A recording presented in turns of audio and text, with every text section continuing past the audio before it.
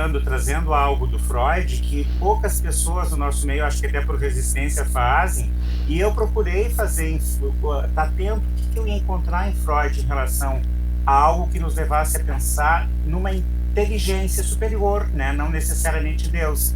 Lá em A Lei do Princípio do Prazer, que é um texto clássico do Freud, referência para todos nós, né, Rô? Ele coloca algo muito interessante, que é assim, ó, existe, ele estava falando da pulsão de morte, porque ele pega a questão da natureza, que existe uma destruição, e no espiritismo a gente vê a lei da destruição como uma coisa natural.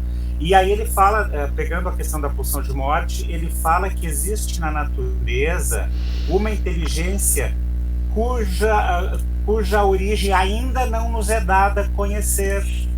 Olha o que ele está querendo dizer. Aí fica uma abertura.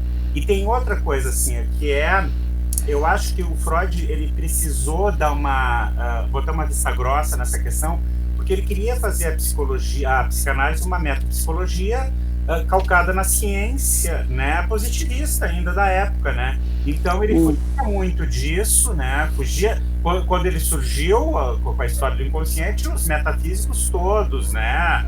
Os mesmeristas todos vieram para tentar compor com ele, né? E ele se escapou. E tem uma coisa muito interessante que, se não me engano, me corrija se eu estiver errado, Rô, eu acho que foi o Stresch, que foi o tradutor dele em inglês, num prefácio, o Stresch conta sobre a questão dos sonhos. O Freud, no estudo dele sobre sonhos, ele começou a se deparar com sonhos premonitórios, né?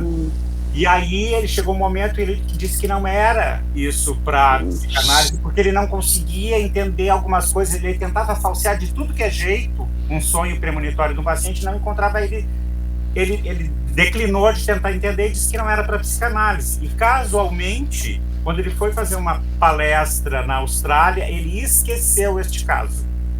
Então, quer dizer, né, isso denota que para ele era uma saia meio justa essa questão do espiritual, do premonitório, do paranormal, né? Sim. Claro, sempre mistério, tá? A questão dos sonhos, ele começa, o grande texto dele é depois, posterior à morte do pai dele, né? Interessante isso.